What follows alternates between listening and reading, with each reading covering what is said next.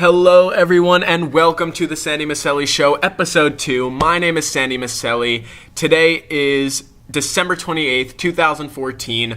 I am here talking to you once again. Daily podcast. I'm going to be turning out episodes every single day.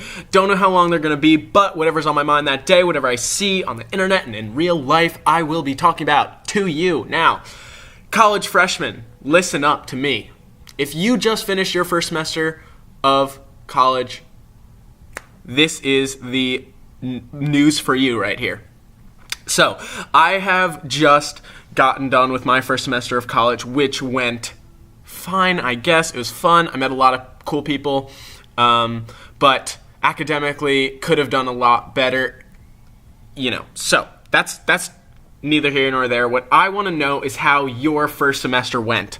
I have friends from high school coming back this holiday season. I've been talking to some people, and it got me interested in how everyone's first semester went, because it's such a weird transition to go from high school, living with your parents, to be living on your own in a new state or place. So I want to know about yours. So if you are interested in being interviewed and being on the Sandy Masselli Show, talking about your first semester freshman year, talking about your feelings of being away from home, how you adjusted, and maybe you didn't adjust, I want to know. So if you want to be interviewed, contact me somehow on Facebook on Facebook, Twitter, anything like that. Email me. I just want to see and hear, and I'm sure a lot of people are interested in that, because it's a time that people who have gone through it remember fondly, and it's a time that people who are going through it or have not gone through it are scared about, nervous about, and it is interesting. So, there you go. Contact me if to be interviewed. I already have some people that expressed interest in that, so there you go.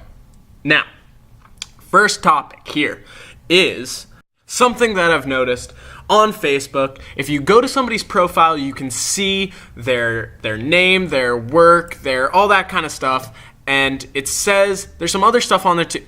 It's like relationship status or stuff like that.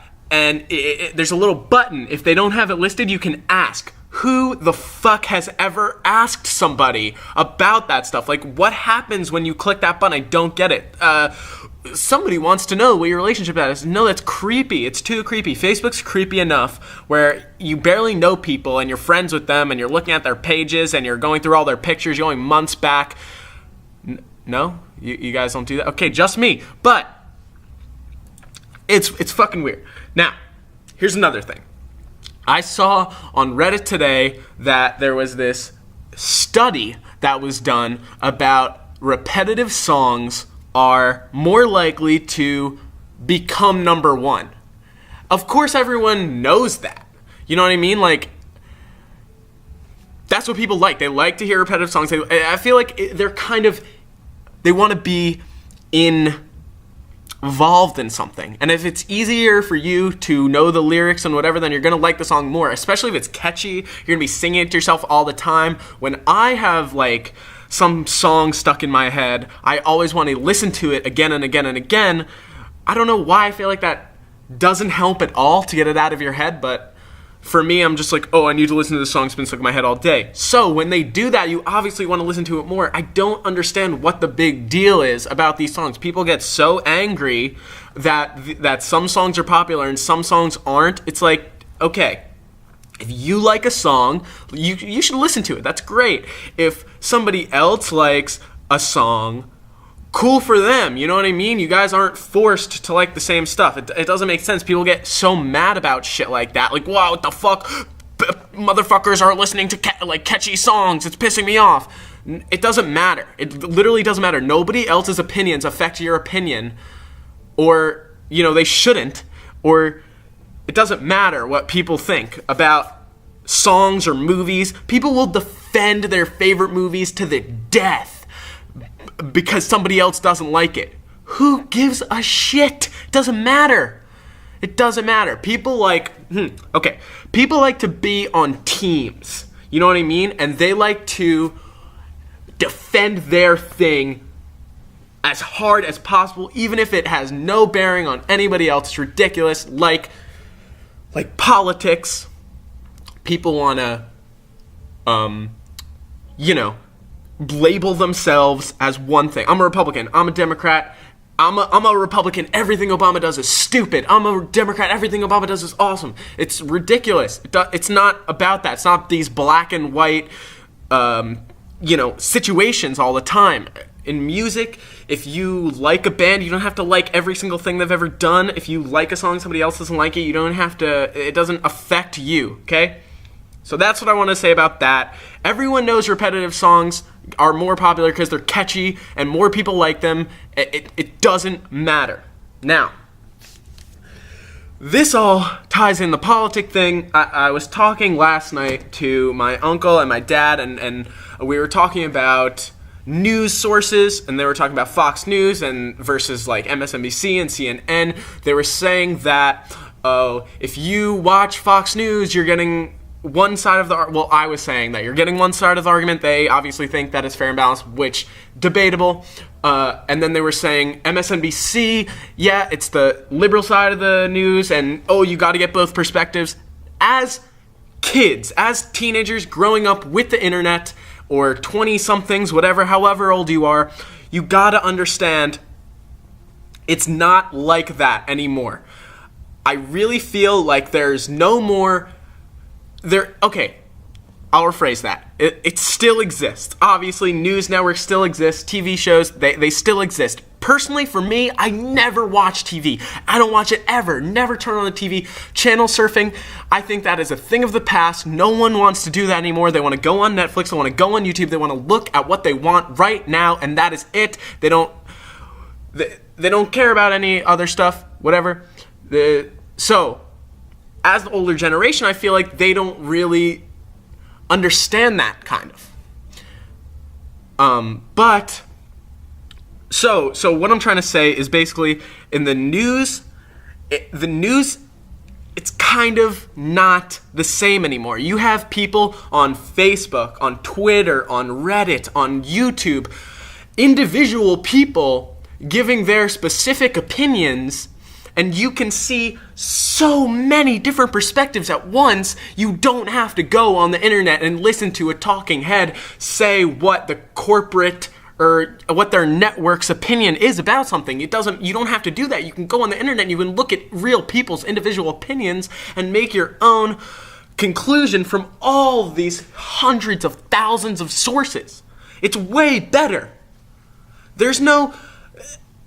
Okay, during Christmas time, my family was talking about some college liberal indoctrination from...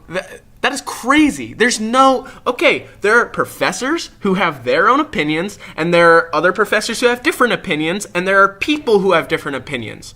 There's nobody pounding things into your head like, you have to believe this. This is the truth. This is... If you don't believe this, then you're just so wrong. People say that, but it's not affecting me as like it's not a brainwash system that's going on. There are people saying their own opinions, and then you make your own conclusions based off that. It's how it works. It's how it's always worked. There's nothing nefarious going on there. So yeah. There's another thing that I saw on MTV.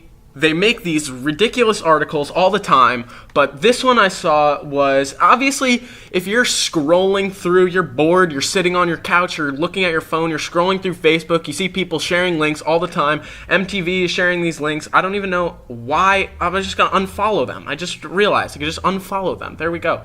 Okay, unfollow them because I don't know why I've been seeing all these articles. No, you know what? Fuck that. I'm going to follow them because even if I don't like the article, it doesn't matter. I want to see it. Some stuff I enjoy watching, but this article I saw kind of was a little bit annoying to me. It was about a girl who was bullied in middle school, and now she is attractive and pretty, and it was like 8 years ago she was in middle school, so maybe she's like in college now or end of high school, something like that.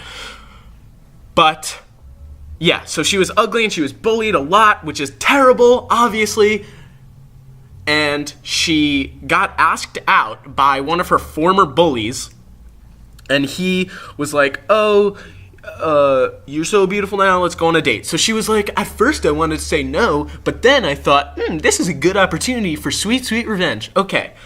So what she did was she said yes, and she told him to go to a restaurant, and he went down to sit to the restaurant, and, like, I don't know, there was a note waiting for him or something like that. I don't know, she rigged... This is probably even not even true. It doesn't even make sense. There was, like, a note waiting for him, or maybe, like, the waiter, I don't know, gave him this note from this girl. It was weird as hell. But it had a picture of her in middle school, and it was this, like, 3,000 character note to him about, do you remember that girl who had the mustache or whatever that you made fun of? Well, that's me, and that girl stood you up, blah, blah, blah. You're stood up. Now, if you are a normal, well-adjusted person, and this happens to you, it's not a devastating thing. You met this person that you knew in middle school, and you thought she was attractive, so you asked her out on a date, and then she doesn't come. It's not the end of the fucking world. This isn't like amazing revenge. She's saying that she got eating disorders from this. This is not... If you want revenge, this is not proportional punishment. This is just, okay, well, I guess that one didn't work out. Moving on. It's not an emotional wreck that she apparently is. Now, that sucks for her. That is sad. Nobody should be bullied, and it's awful, and I'm glad that people are doing things about it. That's obvious. But you cannot blame little children for how they act. Everyone in middle school is a fucking asshole. They're insecure. They want to put somebody down to make themselves look better. That's just human nature, kinda. You know what I mean? It's like, you're a little kid. Of course you're gonna be a douchebag. All little kids are douchebags to each other and to themselves, and it's this ridiculous, vicious cycle of people that everyone was bullied. Everyone. Listening to this, people have said mean things to them. They have said mean things about other people, to other people. Of course. But we get through it. People, you can get through it. And everyone does. Literally everyone in the world right now who is an adult, or even in high school or whatever, they've gone through it. Okay? There's no end until you die. It gets better. Progressively, but it never ends. So to make this weird revenge thing, it's just it didn't make any sense to me. It was annoying that I clicked on this article of my own. You know, it was me. Okay, yeah, I'll take credit for clicking it myself. Not credit, but the blame, I guess, for making myself mad by reading these dumb articles. Hey, so a lot of time has passed since I recorded that last part.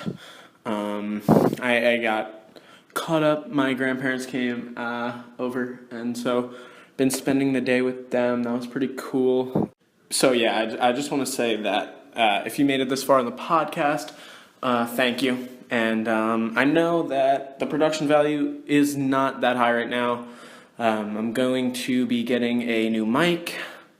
And I was thinking about doing like a video, but I don't think so. It's going to be on YouTube for a little while, and then maybe later it's going to be put on iTunes, which would be nice.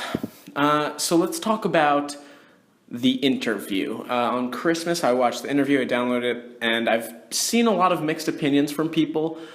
So basically, I liked the movie. I did. I thought it was funny. I thought that it was fun, you know what I mean? It wasn't like super poignant or a political statement was made. It was just a comedy. And I saw this one article saying how it's not brave, it's wrong to be making fun of a country when there's terrible like things happening there. And I don't know if I really agree with that. I think that it's a comedy, obviously, so most humor for me gets a pass in terms of whether or not it's morally right. If you're being funny, funny is funny, and that's just it. In terms of the bravery Well, I think that they did face some like legitimate adversity, I guess you could say, in making the movie, be it the hacks or the threats and all that kind of shit. So they did do a good thing by releasing it, and I don't know, I'm not going to say it was like a groundbreaking, spectacular movie, but it was funny and it was entertaining and it was fine. So if you, like I said before, if you don't like it, you don't have to go on such a freak out that other people like it. People are going to find different things entertaining, and that's that, really. I saw an article earlier about a cop who was giving special treatment to this woman because for nude photos of her, and it kind of got me thinking more about the police and everything. And I know that's been on a lot of people's minds with the Ferguson shooting and the protests that came afterwards, and the Tamir Rice shooting and the Black Lives Matter stuff. So I guess I'll get into that a little bit. The Ferguson thing, I don't really know what to think about that. I mean, okay, obviously, if a police officer's life is literally, like, truly in danger, then they have to use force to apprehend the criminal and save themselves and whatever. That's obviously true. But a unarmed person that's very far away from them doesn't really seem like it's that big of a threat. I've heard all sorts of different accounts of what actually happened, and I don't really know. I think that maybe he probably should have had a trial, and that the prosecutor clearly didn't want to, he kind of threw the grand jury indictment. He could have easily got him indicted, but he just didn't. And if it was a case of clear innocence, then there shouldn't have even been a hearing like that. There's no point. So obviously, I don't know, whatever. The worst, the one instance of this where it's so clear that it was a fucked up shooting was the Tamir Rice one in Cleveland, where they shot the 12-year-old kid for having a BB gun. That wasn't the right thing to do. If you see the video, the cop hops the curb, like right in front of the kid, and barely even stops at all before capping him, like dead. You murdered a kid. There should have been a better way to handle that situation, for sure. It wasn't even a real gun, and even if it was a real gun, I think that if anybody else was in that situation, then that kid would not be dead. And I don't know. They say that, it's just a few bad apples ruining the bunch for the police and ruining their reputation. And yes, I do agree with that, but I think that the culture of the police is such that it facilitates bad cops, and I don't think that there are enough good cops that are trying to do something about these like horrible dudes that are having the power go to their head, which is clearly the case in some of these instances. But the bottom line is that whenever someone dies, it sucks, and Black Lives Matter, White Lives Matter, all fucking lives matter. I know that so many people have been... It goes back to what I was saying before about the team thing. It's your team black, your team cop, your team whatever the shit. When people take sides, they tend to look at things as black and white, and it's just a lot more complicated than that. So that's what I need to say about the cop thingamajig situation going down. I think that, we should handle the bad ones and praise the good ones, and that the good ones should want the bad ones, but there's this culture in the police where they protect their own, and it gets civilians killed, honestly. So I guess I'm just going to wrap it up there. That's all I want to say. Hopefully tomorrow I got some more funny stuff going on instead of talking about some of the bullshit that I talked about today. Second episode's done, so that's good. Hopefully keep getting better at talking to myself, and hopefully you guys enjoy it. Like I said, freshmen that just finished their first semester, or if you have a crazy thing that happened in your first semester and you're not, whatever, I just want to talk to people about the first semester because I think it's interesting. So let me know if you're interested in something like that, in recording for this. And somebody said in the last one, they said fuck too much. So if you are listening to this all the way at the end of the podcast, fuckity fuck, shit, dick, fuck. Thank you, and I will see you tomorrow.